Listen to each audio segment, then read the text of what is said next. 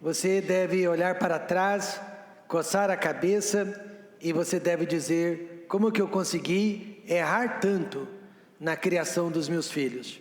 Eu digo, errei muito na criação dos meus filhos. Cleto, você diria isso também? Você diria isso também, Walter? Exatamente. Nós que já criamos os nossos filhos e estão adultos, nós olhamos agora para trás, José, e nós temos que admitir que erramos muito. E Deus foi misericordioso conosco. Poderia ter sido pior, mas eu não quero que vocês cometam os erros que nós aqui cometemos. Nós queremos que você faça as coisas certas, para que daqui a alguns anos vocês não tenham que lamentar como alguns de nós. Por isso que esse culto é tão importante, essas aulas são tão importantes, e por isso que Deus tocou o nosso coração, para que o nosso ministério fosse voltado à família. Não é só de nome. Templo Batista Maranata é a igreja da família, e Deus tem mandado famílias para esta igreja, e Deus tem fortalecido os casamentos. Eu não vou envergonhar nenhum de vocês, mas há casais aqui, agora mesmo nesta noite, que fortaleceram os laços matrimonial depois que vieram para esta igreja. Até então, o casamento corria perigo, havia brigas desnecessárias, contendas entre o casal, mas pela graça de Deus, e porque a palavra de Deus não volta vazia, hoje esses casais estão sabendo superar as suas diferenças, amém? E todos os casais são diferentes, os seus pais são diferentes, sua criação foi diferente, sua cultura é diferente, e você se casou verdadeiramente com um estranho, e então essa adaptação leva tempo, e enquanto vocês estão se adaptando um ao outro, há problemas. Satanás entra pelas brechas e ele consegue realmente causar muitos atritos e conflitos entre os casais. Não é fácil, não. O quartel-general do comportamento, né? Chamei a sua atenção semana passada para que você não se preocupasse tanto com o comportamento externo, mas que você se preocupasse com o coração do seu filho, porque o coração é o quartel-general do comportamento. A Bíblia ensina que o coração é o lugar mais importante dentro do corpinho, da alma e do espírito do seu filho. O comportamento é só uma reflexão externa, é um reflexo do coração. Provérbios 4:23 diz assim: sobre tudo que se deve guardar, guarda o teu coração, porque dele procedem as fontes da vida. Então Salomão deixou bem claro que o nosso comportamento é uma consequência do que há dentro do nosso coração. O Espírito Santo compara o coração a um reservatório, jorrando para fora o que se encontra do lado de dentro. Hudson Taylor, ele costumava dizer para os seus missionários amigos, ele foi um missionário excepcional na China, ele dizia assim que nosso coração é igual uma xícara cheia de chá. Na hora que você dá um murro na mesa, a xícara vai espirrar o que há dentro dela. E nosso coração é assim também. Na hora que nós passamos por uma turbulência, na hora que nós passamos por uma grande dificuldade, na hora que nós passamos por uma grande provação, o nosso coração vai jorrar para fora realmente o que há dentro dele. Então, quantos concordam que o coração é o lugar mais importante que existe, não só na vida dos nossos filhos, mas na nossa própria vida também? Em outras palavras, o coração determina o comportamento. O coração determina o comportamento. Por isso, não adianta trabalhar apenas o comportamento de seus filhos, é preciso trabalhar de dentro para fora. Senão seus filhos vão ser como aquela criança que o pai disse: Joãozinho, você vai se ajoelhar aqui em cima do milho para você aprender a sua lição. O Joãozinho foi e ele se ajoelhou. Aí o pai dele perguntou: Joãozinho, no que você está pensando? Pai, eu estou pensando que eu estou de joelho sobre esse grãos de milho, mas dentro do meu coração eu estou correndo lá na rua, brincando e fazendo o que eu quero. Joãozinho foi honesto. Então o pai estava cuidando do comportamento externo, enquanto que o Joãozinho, dentro de si, estava realmente cuidando do seu mau comportamento interno. No Novo Testamento, Jesus corrobora o provérbio de Salomão, dizendo, em outras palavras, em Marcos 7:21, porque do interior do coração dos homens saem os maus pensamentos, os adultérios, as prostituições, os homicídios, e esta lista seria infinita de atitudes erradas que nós praticamos desde pequenos. Lucas 6,45 também diz: o homem bom do bom tesouro do seu coração tira o bem, e o homem mau do mau tesouro do seu coração tira o mal, porque da abundância do seu coração fala a boca. Então aqui nós já estamos convencidos que o coração é o quartel-general do comportamento. Você não precisa fazer nenhum estudo em psicologia para saber que o coração é o quartel-general do comportamento. E o melhor lugar para você trabalhar o coração de uma criança é a igreja, é a casa de Deus. Você não imagina o bem que essas professoras da escola bíblica dominical estão fazendo para as suas crianças. Você não imagina o bem que a dona Raquel está fazendo agora mesmo para as suas crianças. Você não imagina a importância da igreja e de todos os cultos para a vida da sua criança. Porque elas são muito abençoadas pelo papai, pela mamãe, pela vovó, pelo titio, mas é na igreja que ela sabe que Deus está. É na igreja que ela se depara com os seus pecados. É na igreja que ela é sensibilizada pelo Espírito Santo de Deus. A questão número 1 não é o comportamento de seu filho, mas é o quartel-general que está determinando o comportamento dele. O que você faz, e de novo eu não estou aqui para pegar nenhum de vocês em nenhum tipo de pegadinha, mas o que você faz quando seus 2 filhos estão brincando e de repente eles começam a brigar por causa de um brinquedo? Talvez seja o Heitor e a Heloísa, eles estão brigando, imagino que isso aconteça todos os dias, por causa de um brinquedo. Qual é a solução mais comum que a Carla e o Arthur provavelmente estão usando? O Arthur chega para os 2 e pergunta: quem estava com o brinquedo primeiro? Por que o Arthur faria tal pergunta, e a maioria de vocês também? Porque ele aqui não está resolvendo o problema do coração da Heloísa e do Heitor, mas ele está apenas preocupado com a questão de justiça. Quem estava com o brinquedo primeiro, certo? Mas pare para pensar, essa sua justiça está favorecendo a criança mais esperta, que no caso seria a Heloísa, mais velha, mais alta, por enquanto mais forte, mais rápida, mas você não está, na verdade, reconhecendo quem é a criança mais correta. Então você viu que o seu senso de justiça, tirado da sabedoria humana, não está na verdade resolvendo o problema, mas pode estar piorando o problema? Na verdade, as 2 crianças estão pecando. As 2 crianças estão demonstrando egoísmo. Ambas estão dizendo: eu não quero saber o que você pensa, eu não quero saber o que você sente. Então são 2 egoístas pensando em si acima do outro. Aí o pai chega e pergunta: quem estava com o brinquedo primeiro? Ele está favorecendo um egoísta acima do outro. A boa disciplina não corrige apenas o comportamento, mas ela vai ajudar a criança a entender o que está acontecendo dentro do seu coração. Por isso que eu quero enfatizar que a disciplina bíblica é o único tipo de disciplina completa que existe. Irmãos, não existe disciplina mais completa que a disciplina da Bíblia. Por quê, pastor? Porque envolve o desenvolvimento das crianças. Então todos nós queremos ver nossos filhos se desenvolvendo emocionalmente, fisicamente, intelectualmente e espiritualmente. A Bíblia faz isso.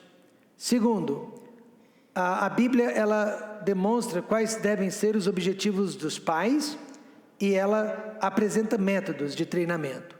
Então, na Bíblia nós temos esses 3 fatores sobre a criação dos filhos: o desenvolvimento deles, os nossos objetivos e os métodos que podemos usar para alcançarmos esses objetivos. Encontramos tudo isso na palavra de Deus. Então, quando pais me procuram, pastor, dê o nome de um bom livro para que eu possa educar meus filhos. O Lucas foi um desses. Eu respondo: leia a Bíblia. Amém, irmãos? Leia a Bíblia. A Bíblia é o melhor livro de todos. Mas eu acabo indicando outros livros seculares também. Então, se a chave da boa criação é o coração e não o comportamento em si, o que afeta o coração de nossos filhos? Vamos agora pensar no coração deles. O que afeta, o que molda o coração dos nossos filhos? Primeiro de tudo, são as influências modeladoras da vida. As influências modeladoras da vida. Mas, em segundo lugar, também é o relacionamento que os nossos filhos vão ter para com Deus desde cedo. O relacionamento que os nossos filhos vão ter com Deus desde cedo. Primeiro, as influências modeladoras, também chamadas de influências externas. Essas influências são os eventos e as circunstâncias que fazem parte da vida de uma criança.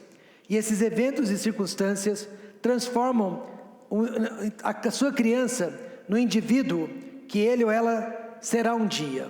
Todos nós aqui, nós somos resultado das influências que recebemos ao longo da vida, desde que nascemos. Graças a Deus, eu aceitei a Cristo com 12 anos de idade, mas até então eu já tinha sido influenciado por tudo que você imaginar. Meu pai era dono de bar, eu cresci dentro de um bar, eu cresci também andando na rua, sem supervisão de pai e mãe.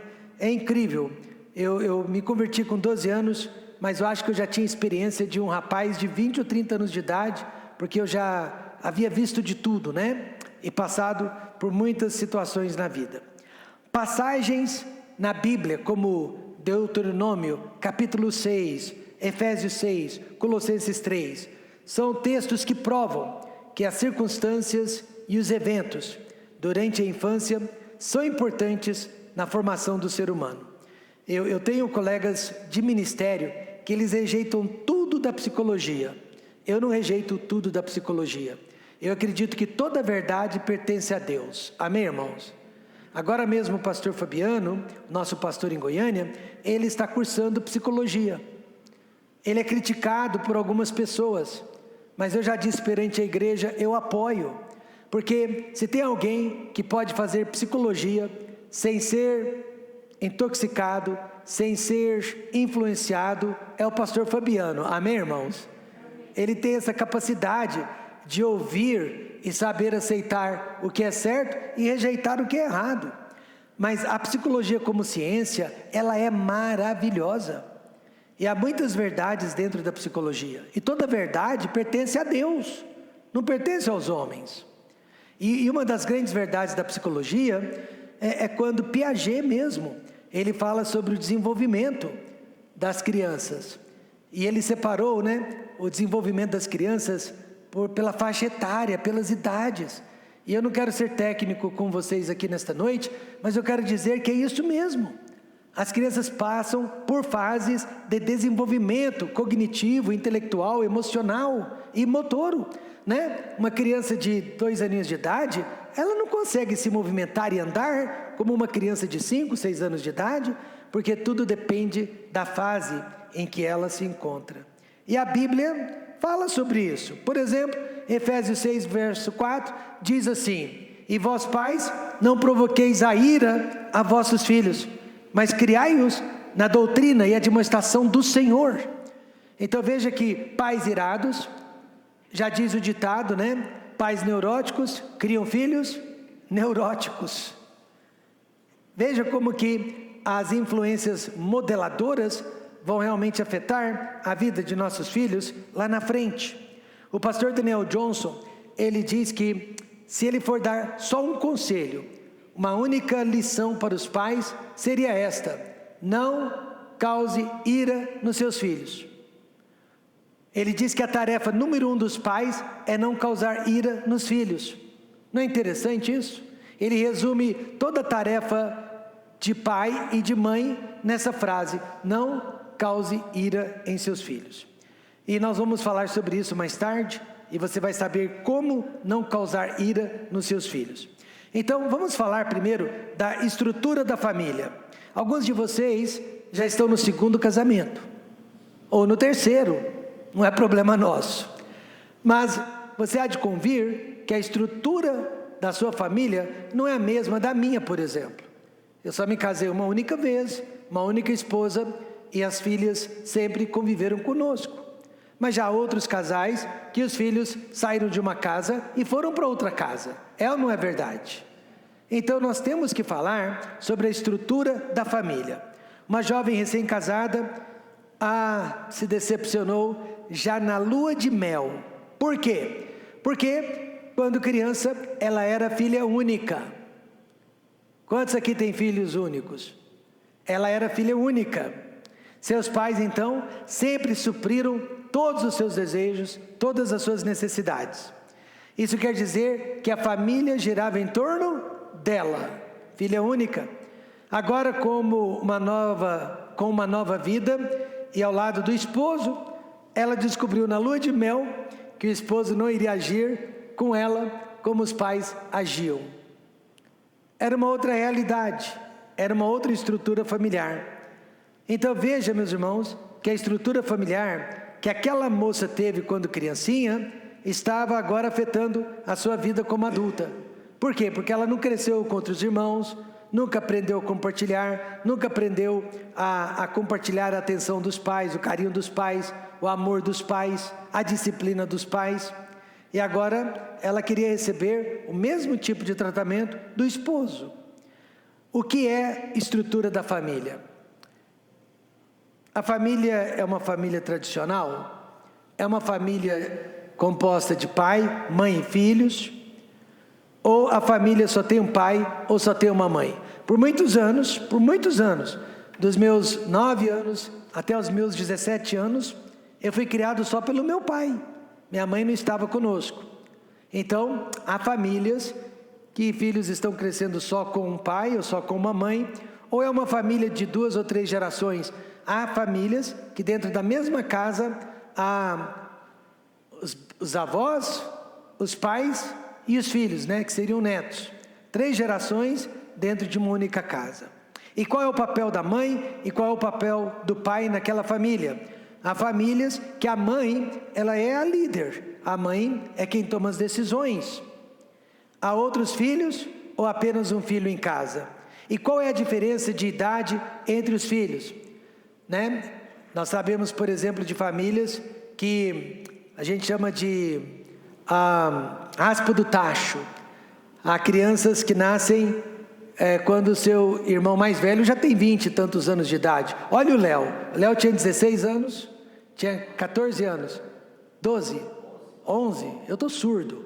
Tinha 11 anos quando o Noah nasceu e 13 anos quando a Demetria nasceu.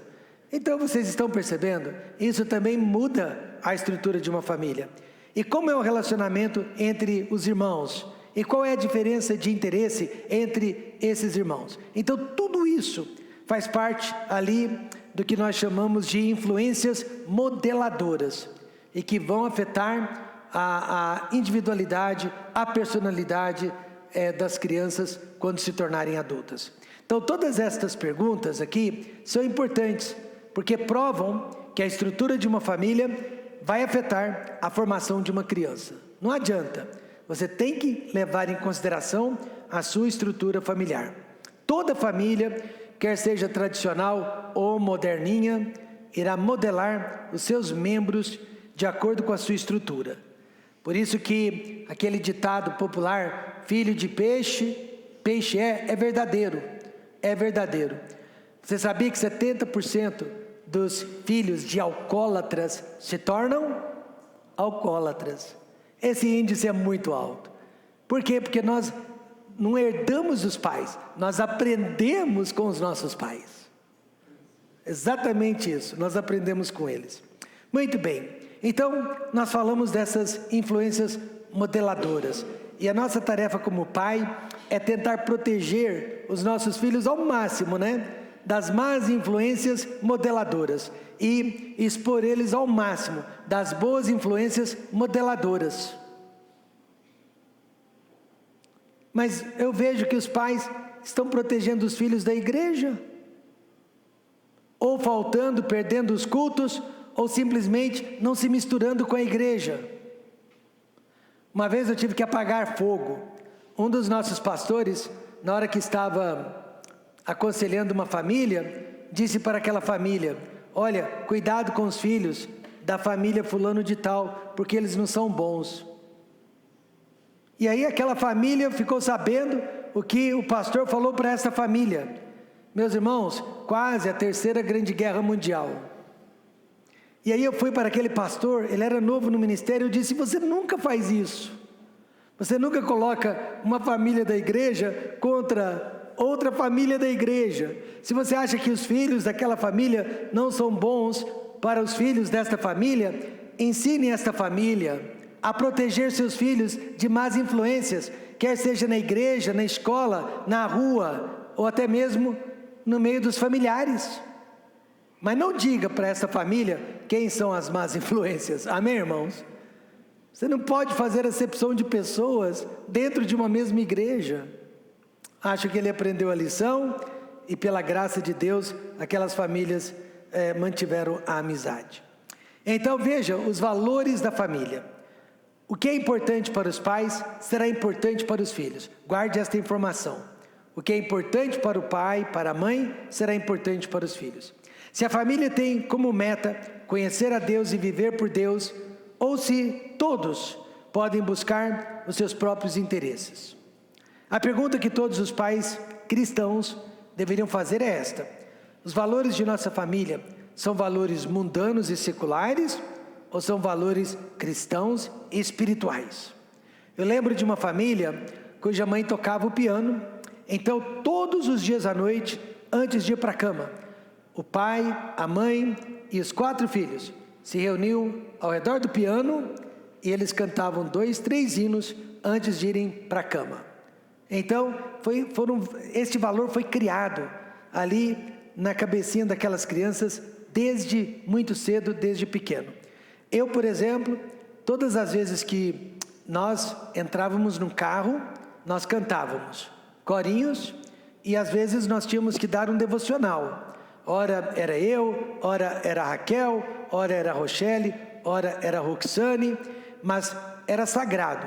Toda viagem que nós fazíamos, de casa até o supermercado, de casa até a escola, de casa até a igreja, nós cantávamos. Fazemos isso até hoje. Então, famílias precisam criar valores para repassar para os seus filhos. Porque toda família, ajustada ou não, possui valores. Podem até não perceber, mas estão praticando algum tipo de valor, algum tipo de filosofia. Um pastor perguntou a certa criança o que seria pior: Joãozinho, quebrar um vaso caro de porcelana ou desobedecer o papai? Sem pensar 2 vezes, Joãozinho respondeu: quebrar o vaso de porcelana, é claro. Joãozinho aprendeu muito bem os valores de sua família. Ele aprendeu que vasos de porcelana são mais importantes que a obediência dos filhos. Colossenses 2, verso 8 diz assim: tende cuidado para que ninguém vos faça presa sua, por meio de filosofias e vãs sutilezas, segundo a tradição dos homens, segundo os rudimentos do mundo, e não segundo Cristo. Todas as famílias estão ensinando algum tipo de filosofia para os seus filhos. O verdadeiro cristão, ele vai ensinar filosofia cristã. O mundano vai ensinar filosofia mundana. E quais são os papéis da família? Dentro da estrutura familiar, cada um de nós cumpre um determinado papel. Qual é o seu? Alguns homens se envolvem em todos os aspectos da família. outros estão ocupados demais e distantes. Eu confesso que eu procurava me ocupar em quase todos os aspectos da família. Só tinha um que eu pedia para minha esposa, tanto quanto possível, tomar conta e não precisar de mim, tanto quanto possível. Mas, na maioria das vezes, ela precisava de mim, não tinha jeito. Quando que era isso? Na hora de levar alguma criança ao médico. Eu não gosto de levar criança para tomar vacina, eu não gosto de levar criança para fazer consulta, eu não gosto de levar criança para engessar o pé e fazer cirurgia. Eu detesto estas coisas. Então, Raquel, se você puder, faça tudo isso e só me conte depois. Mas, infelizmente, ela não conseguia, ela me contava antes, eu acabava tendo que levar as crianças no hospital. Eu estou dizendo perante todos vocês que a minha esposa não conseguiu me ajudar nesta área. Mas, fora isso, eu procurava me envolver em tudo. Quem paga as contas? Eu. Quem acompanha os filhos à escola? Eu. Quem disciplina as crianças? Eu e ela. Então, tudo isso mostra os papéis dentro de casa. Até as crianças têm funções dentro do lar. Numa certa casa, as crianças precisam ajudar o pai a vestir as meias e os sapatos todos os dias. Sabe por quê, Fernando? Você vai saber agora. Porque o pai ficou muito obeso. E ele não consegue mais se abaixar para amarrar o cardaço do sapato. Ele não consegue mais se agachar para colocar as meias. Você consegue, né? Então, as crianças tiveram que aprender a ajudar o pai a vestir as meias e os sapatos. O pai, porém, Fernando, e não é o seu caso, é muito bruto na maneira como ele exige a ajuda dessas crianças. Então, o que está acontecendo? Essas crianças estão sendo modeladas através da grosseria do pai, e não através da gratidão e da ternura do pai. Quantos estão entendendo isso? E a atitude da família às falhas. Quantas famílias, como a minha, enfrentam decepções, derrotas e falhas de tempo em tempo? Só eu? Vamos lá, vamos admitir.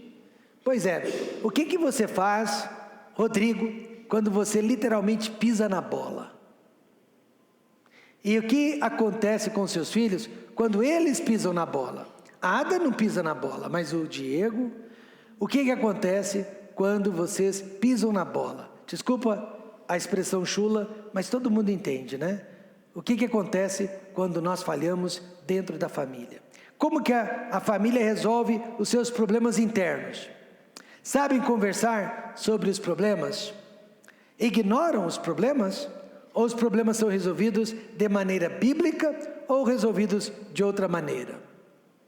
Assim irão agir as crianças quando adultas. Lembrem-se, elas estão sendo moldadas de acordo com as influências modeladoras, as influências do dia a dia. Veja, Provérbios 12, versos 15 a 16, diz assim: o caminho do insensato é reto aos seus próprios olhos, mas o que dá ouvidos ao conselho é sábio.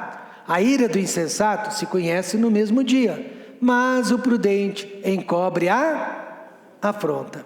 Tudo isso as crianças estão aprendendo dentro de casa, com papai e mamãe e com também os seus irmãos. Insensatos e prudentes são criados dentro de casa, surgem de dentro da família. Um garotinho do jardim da infância ficava nervoso. Ele saía da sala de aula todas as vezes que os coleguinhas faziam alguma coisa que o deixavam bravo. Era os coleguinhas fazerem alguma coisa que ele não gostava, que ele sapateava dentro da sala de aula e saía, ia para o corredor da escola. A professora chamou os pais para pedir ajuda e explicar para eles o que estava acontecendo. E enquanto ela falava o que o menino fazia, o pai sapateou na presença dela e saiu da sala de aula porque não quis ouvi-la. Na hora ela entendeu, porque aquela criança era assim. Através da maneira como resolvemos os problemas que surgem, estamos criando adultos prudentes ou insensatos? Como os pais lidam com as falhas dos filhos também determina o futuro desses filhos. Alguns pais ignoram, não acreditam em disciplina. É fase, vai passar, a criança vai aprender sozinha. Outros acham graça e fazem até piada. Sei de uma mãe que achava graça quando seu filhinho de 2 aninhos de idade tomava golinhos de cerveja e fazia careta. Ela achava aquela careta a coisa mais linda do mundo. E ele também falava palavrões. Ela achava a coisa mais lindinha do mundo. Um bebezinho de 2 aninhos fazendo careta por causa de um golinho de cerveja e dizendo palavrões. Mas ela não achou graça. 15 anos mais tarde, quando ela tinha que visitar essa criança na penitenciária de segurança máxima. E para ela entrar, ela tinha que ser revistada da pior maneira possível. Agora ela não achava mais graça. Outros ficam bravos, disciplinam e desprezam os filhos com ira. Outros disciplinam da forma bíblica, perdoam e esquecem. Veja, toda família tem uma história. A história da família. Cada família tem a sua história. De doenças. Meus pais não me deixaram nem um centavo. Meus avós não me deixaram nem um centavo. Mas eles me deixaram alelos de péssima qualidade. Vocês sabem o que são alelos? Pois é, para trocar em miúdos, são aqueles defeitos de fábricas que são repassados de geração a geração, e geralmente eles pulam uma geração, mas a outra não escapa. Cada família tem a sua história de doenças, de mortes, divórcio, dificuldades financeiras e assim por diante. É claro que cada uma dessas experiências afeta o modelo de nossas crianças. Eu, por exemplo, só vi o meu pai chorando 2 vezes na vida. E foram 2 momentos marcantes. Na verdade, eu vi ele chorando 3 vezes. Foram 3 momentos marcantes. A primeira vez que eu vi meu pai chorando foi quando o dono da casa entrou na casa e disse para ele: você tem 3 dias para ir embora, daqui a 3 dias, se você não for embora, eu vou vir aqui e vou despejá-lo. Eu era criança e vi meu pai chorando. Imagine se aquela cena não ficou marcada. A segunda vez que eu vi meu pai chorando foi quando uma das minhas irmãs brigou muito com ele e foi embora de casa. E a terceira vez que eu vi meu pai chorando foi quando eu já era adulto e passei a ajudá-lo financeiramente. É claro que cada uma dessas experiências afeta o modelo de nossas crianças. Os pais devem proteger as emoções de seus filhos. Quantos concordam com isso?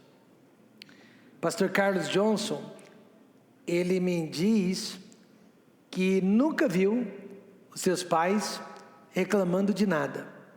No entanto, quando o pastor Carlos Johnson era criança, os pais dele, o pastor Daniel Johnson e a dona Jerry, eles passavam necessidades. Eles não tinham um bom sustento. Eles tinham o carro mais velho de todos os missionários. A dona Jerry comprava retalhos para costurar para a família. E eles não esbanjavam, eles não iam em restaurantes. Eles não tinham condições financeiras como os demais missionários. Mas o pastor Carlos nunca ficou sabendo disso. Só foi saber disso depois de adulto. E assim mesmo porque outros contaram para ele. Porque ele nunca ouviu isso dos próprios pais. Quantos concordam que os pais protegeram as emoções de seus filhos? Não devem compartilhar problemas de saúde e financeiros, que são transitórios. Você pode ter uma doença, pode ter problemas financeiros, mas são transitórios. Vão passar, mas os traumas causados nos filhos não passam. Então, precisamos de uma boa notícia, né? As influências modeladoras na vida de nossos filhos não precisam ser fatalistas e nem determinantes. Então há 2 perigos que eu e você, como pais, devemos evitar. Primeiro, os nossos filhos, pensamos, são vítimas indefesas das circunstâncias.